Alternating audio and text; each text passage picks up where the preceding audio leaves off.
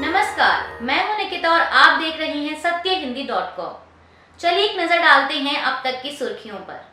दिल्ली के मुख्यमंत्री अरविंद केजरीवाल ने जेल से छूटने के 2 दिन बाद आज रविवार को आम आदमी पार्टी कार्यालय में कार्यकर्ताओं को संबोधित करते हुए बड़ा ऐलान किया है।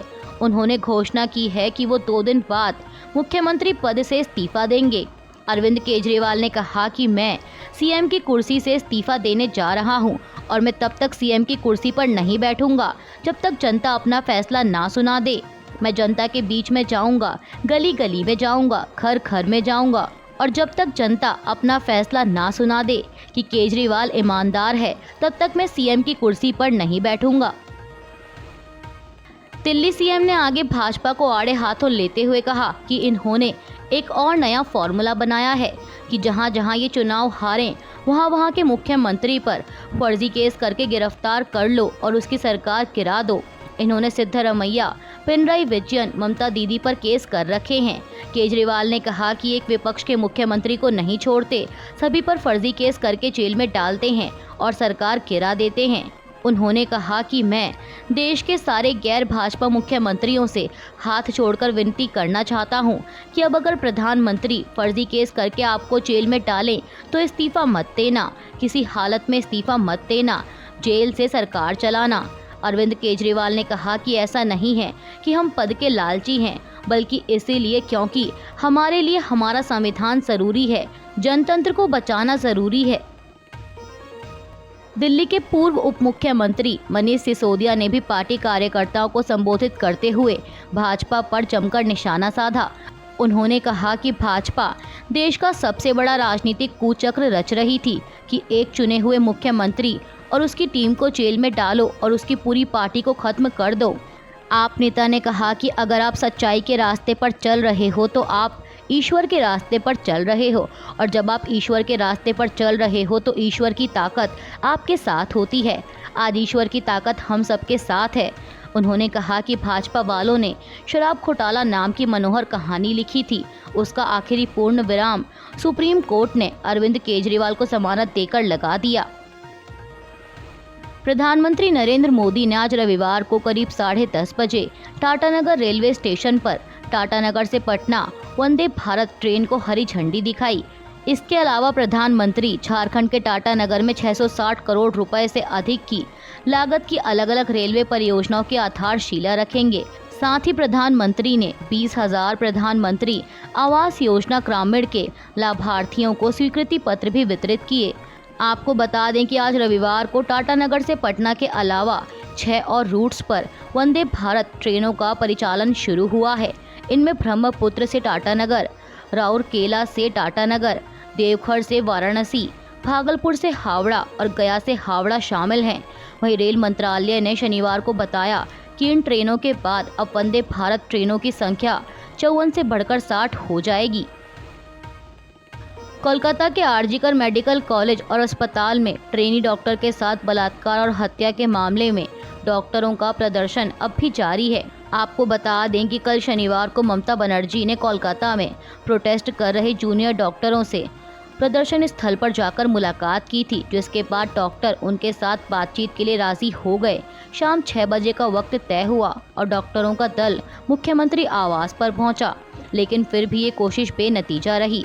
अब मुख्यमंत्री से बातचीत करने पहुंचे डॉक्टरों के समूह में से एक डॉक्टर आकिब का कहना है कि जब सीएम हमारे बीच आई थी तब हमें खुशी हुई थी कि बातचीत का सिलसिला शुरू हुआ।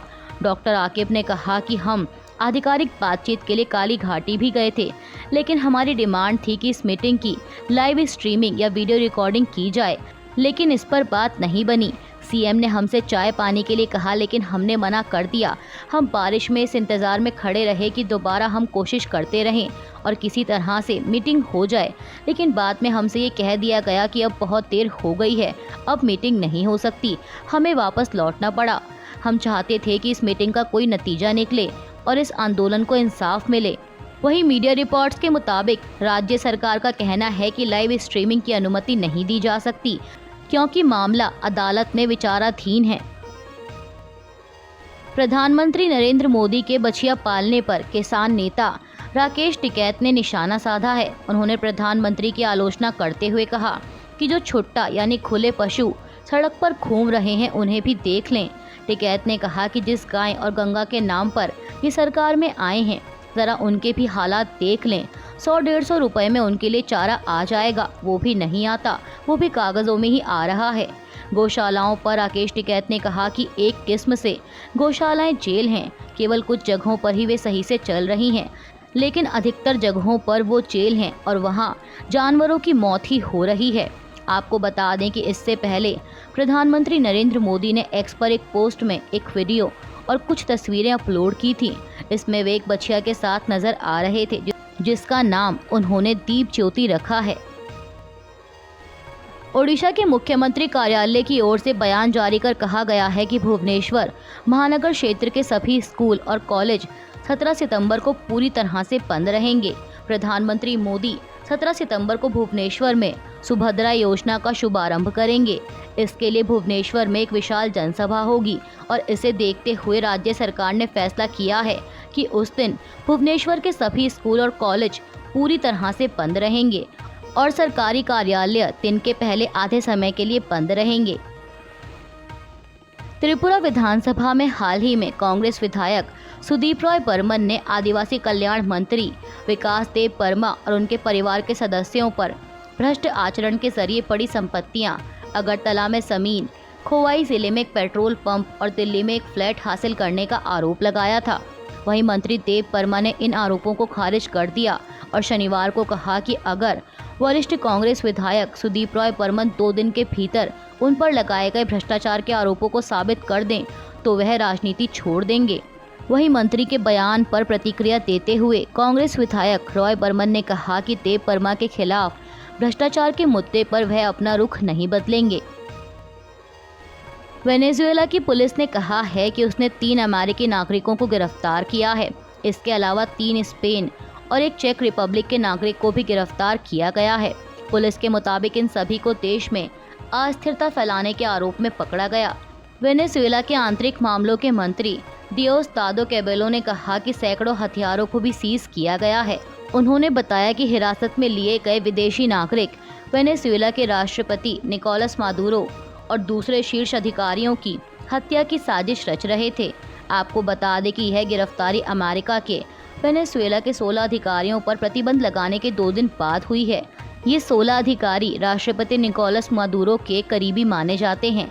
वहीं वेनेजुएला सरकार का कहना है कि हिरासत में लिए गए स्पेन के नागरिक स्पेन के खुफिया केंद्र CNI से जुड़े हुए हैं।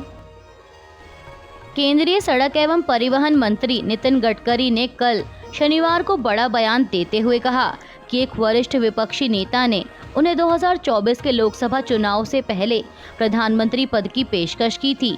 केंद्रीय मंत्री ने नागपुर में एक पत्रकारिता पुरस्कार समारोह को संबोधित करते हुए यह बात कही। उन्होंने कहा कि मैं किसी का नाम नहीं लेना चाहता, लेकिन विपक्षी दल के एक वरिष्ठ नेता ने मुझे प्रधानमंत्री पद की पेशकश की। मुझे बताया गया कि अगर मैंने मंजूरी दे दी तो वे मुझे प्रधानमंत्री बनाने के लिए काम करेंगे, लेकिन मैंने तुरंत प्रस्ताव ठुकरा दिया। मैंने उस नेता से स्पष्ट रूप से कहा कि मैं एक ऐसा व्यक्ति हूं जो विचारधारा और विश्वास में विश्वास करता है। मैंने हमेशा सिद्धांतों पर काम किया है। गडकरी ने आगे कहा कि प्रधानमंत्री बनना मेरे जीवन का लक्ष्य नहीं है। मैं अपने विश्वास और संगठन के प्रति वफादार हूं और मैं किसी भी पद के लिए समझौता नहीं करने जा रहा हूं, क्योंकि मेरा विश्वास मेरे लिए सबसे ज़रूरी है।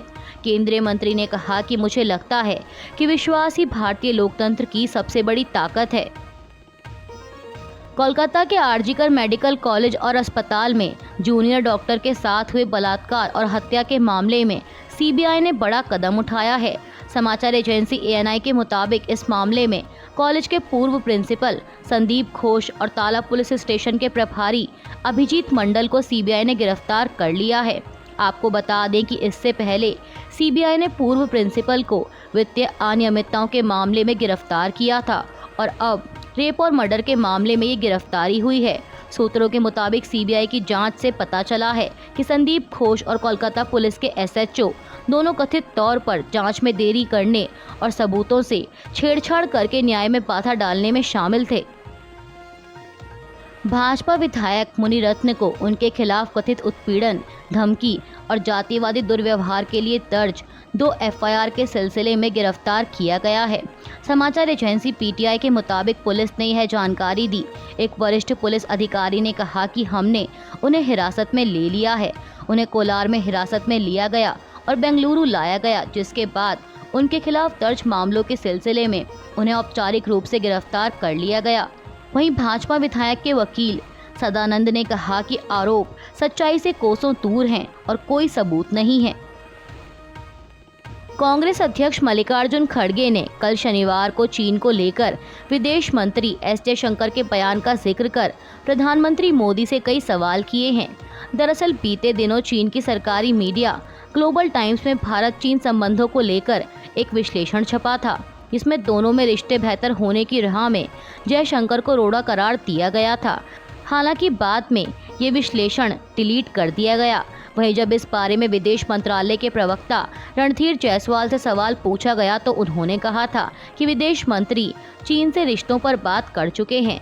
आपको बता दें कि 12 सितंबर को जेनेवा के कार्यक्रम में विदेश मंत्री एस जयशंकर से जब चीन से रिश्तों के बारे में पूछा गया तो उन्होंने कहा कि भारत और चीन की सेना के बीच 75% मिलिट्री डिसएंगेजमेंट का काम पूरा हो चुका है। उन्होंने कहा कि गतिरोध के पॉइंट से सेनाएं पीछे लौट आती हैं तो शांति बनी रहती है। तब भारत चीन रिश्तों को सामान्य करने की दूसरी संभावनाओं को भी देख सकते हैं। अब विदेश मंत्री एस जयशंकर के इसी बयान को लेकर कांग्रेस अध्यक्ष मल्लिकार्जुन खड़गे ने एक्स पर लिखा कि नरेंद्र मोदी का अथाह चीनी प्रेम भारत की आर्थिक और भौगोलिक संप्रभुता एवं अखंडता के लिए खतरा है। खड़गे ने विदेश मंत्री के बयान का जिक्र करते हुए कहा कि अब विदेश मंत्री ने कहा है कि चीन के साथ 75% डिसएंगेजमेंट हो चुका है। ये वही विदेश मंत्री हैं जिन्होंने अप्रैल 2024 में चीन ने भारत की किसी जमीन पर कब्जा नहीं किया है जैसा बयान मोदी जी की क्लीन चिट को कॉपी करके ही दिया है। कांग्रेस अध्यक्ष ने आगे तंज कसते हुए लिखा कि ये अजीब बात है कि प्रधानमंत्री और उनके विदेश मंत्री चीन पर संसद में विपक्ष के सवालों पर मौन रहते हैं, पर विदेशी धरती पर बयानबाजी करते रहते हैं। कांग्रेस अध्यक्ष ने आगे सवाल किया कि क्या ये सच नहीं है कि देवसांग मैदान, डेमचौक नाला और हॉट स्प्रिंग और गोगरा पोस्ट में कई पेट्रोलिंग पॉइंट से भारत अभी भी वंचित है। क्या ये सच नहीं है कि मई 2020 के कई अतिक्रमण बिंदुओं पर भारत की दावा की गई रेखाओं के अंदर बफर जोन बनाकर मोदी सरकार ने चीन के पक्ष में एक वास्तविक बदलाव को मंजूर कर दिया। खड़गे ने मोदी सरकार पर आरोप लगाया कि सरकार डोकलाम और गलवान में हुई घटनाएं भूलकर चीनी कंपनियों के लिए लाल कारपेट बिछाने में मशगूल हैं। उन्होंने लिखा कि सरकार ने पहले ही चीनी नागरिकों के लिए वीज़ा को आसान कर दिया है और अब सरकार निवेश के लिए भी तैयारियां कर रही है। खड़गे ने दावा किया कि चीनी मोबाइल ऐप्स बैन करना केवल दिखावा था, जबकि अब सरकार खुलकर चीनी निवेश की पैरवी कर रही है। भारतीय एथलीट नीरज चोपड़ा एक बार फिर गोल्ड हासिल करने से चूक गए हैं। दरअसल पेरिस ओलंपिक के बाद कल शनिवार को ब्रसल्स में हुई डायमंड लीग की जेवलिन थ्रो प्रतियोगिता में नीरज चोपड़ा ने सिल्वर मेडल जीता। हालांकि नीरज डायमंड ट्रॉफी के दावेदार माने जा रहे थे, पर वे इसे हासिल करने से केवल 1 सेंटीमीटर दूर रह गए। बता दें कि नीरज ने 87.86 मीटर का थ्रो किया था। वहीं ग्रेनाडा के एंडरसन ने 87.87 मीटर का थ्रो करते हुए डायमंड ट्रॉफी प्रतियोगिता में जेवलिन थ्रो का गोल्ड मेडल हासिल किया, जबकि जर्मनी के जूलियन वेबर ने 85.97 मीटर के थ्रो के साथ ब्रॉन्ज मेडल जीता। अभी के लिए बस इतना ही। बाकी की खबरों के लिए जुड़े रहिए सत्यहिंदी.com के साथ।